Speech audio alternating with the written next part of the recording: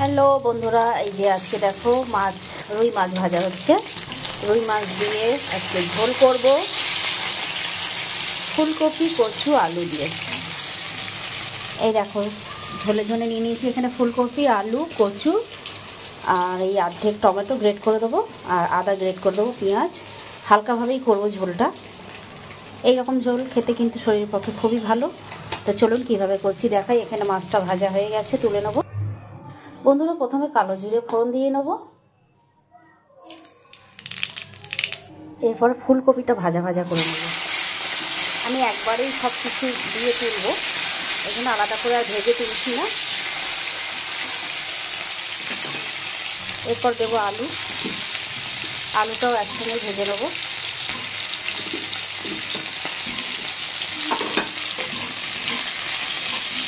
এইরকম ঝোল কিন্তু খেতে খুব ভালোই লাগে বন্ধুরা, গরম ভাতের সঙ্গে। এবার বন্ধুরা কচুটা দিয়ে দেবো। ফুলকপি আলুটা ভাজা ভাজা হয়ে এসছে, এবার কচুটা দিয়ে ভেজে এবার দেবো কুচনো পেঁয়াজটা। একদম সহজভাবেই করছি ঝোলটা, ভালো লাগবে খেতে।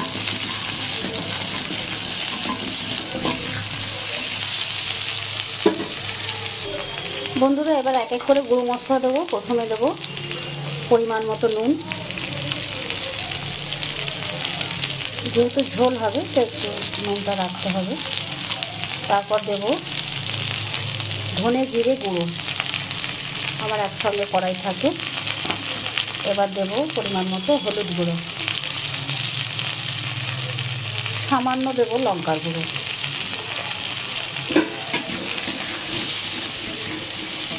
সব দিয়ে ভালো করে একটু কষিয়ে নেব।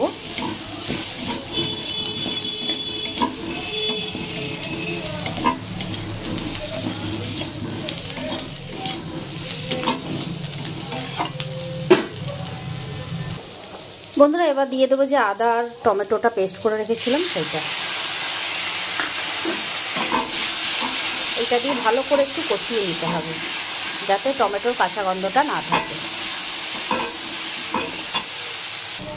এবার দিয়ে দেবো মশলার জলটা,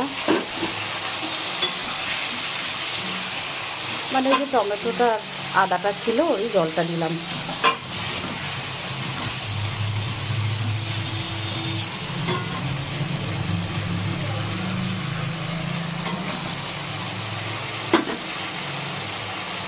এবার সবশেষে দেবো বন্ধুরা চিনি স্বাদ মতো, কারণ চিনিটা দিলে কি হয়, যেহেতু ফুলকপি রয়েছে তো চিনিটা দিলে ফুলকপির যে ঝোলের স্বাদটা আরও সুন্দর হয়ে যাবে। খুব বেশি দেবো না, চিনিটা অল্পই রাখবো, জাস্ট শুধু স্বাদ হওয়ার জন্য। দেখবেন চিনি সামান্য ঝোলের যে কোনো ঝোলের তরকারিতে সামান্য চিনি দেবেন, দেখবেন ঝোলের স্বাদটা কিন্তু খুব সুন্দর হয়। আজকে কিন্তু আমি আদা রসুন ছাড়াই রান্নাটা করছি ঝোলটা, কারণ সবসময় কিন্তু রসুনের তরকারি ভালোও লাগে না খেতে, দেখবেন। তো একটু অন্যরকম এইভাবে যদি ঝোল করেন দেখবেন খুব ভালো লাগছে খেতে। এবার জল ঢেলে দেবো পরিমাণ মতো, কারণ মাছটা ডুবতে হবে, ঝোলটা রাখতে হবে একটু, আনাজগুলোও সেদ্ধ হবে, সেই পরিমাণ একটু আমি জল দিয়ে দিলাম।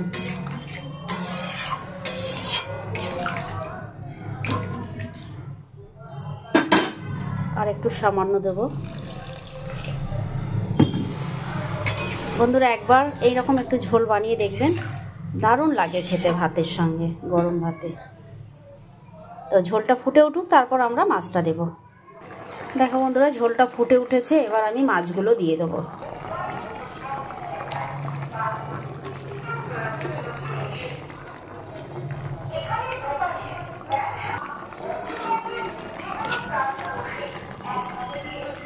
এইবার বাতিটা একটু মিডিয়াম করে দেবো, কারণ আনাজগুলো সেদ্ধ হবে।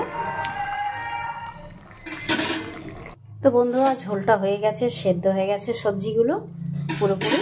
এবার সব শেষে যেটা দেব, এখন তো ঠান্ডা পড়ে গেছে হালকা হালকা, আর ধনিয়া পাতার ঝোলে না দিলে কি ভালো লাগে বলুন বন্ধুরা। তো এখন তরতাজা ধনিয়া পাতা পাওয়া যাচ্ছে বাজারে, আর এখন তো ধনিয়া পাতা চলবেই রান্নাতে। তো ঝোলের মধ্যে এই রকম ঝোলে যদি ধনিয়া পাতা দেওয়া যায়, দারুণ একটা টেস্ট হয়ে যায়। তো বন্ধুরা, যদি ভিডিওটা ভালো লেগে থাকে অবশ্যই নিজেদের পেজ বা প্রোফাইলে শেয়ার করে রাখতে পারো। তো এবার আমরা ঢেলে নিই ঝোলটা। তো বন্ধুরা, পুরো রেসিপিটা কেমন লাগলো আমাকে কমেন্ট করে জানাতে ভুলবেন না যেন। আর এই দেখুন, এই যে এইভাবে হয়েছে ঝোলটা, কি সুন্দর একটা কালার এসছে। আর এইভাবে অবশ্যই আপনারা একবার ট্রাই করে দেখবেন, নিশ্চয়ই ভালো লাগবে আশা করছি। আর এটা শরীরের জন্য খুবই ভালো একটা সুস্বাদু ঝোল রেসিপি। তো ভালো লাগলে অবশ্যই লাইক, কমেন্ট, শেয়ার করে আমার পাশে থাকবেন।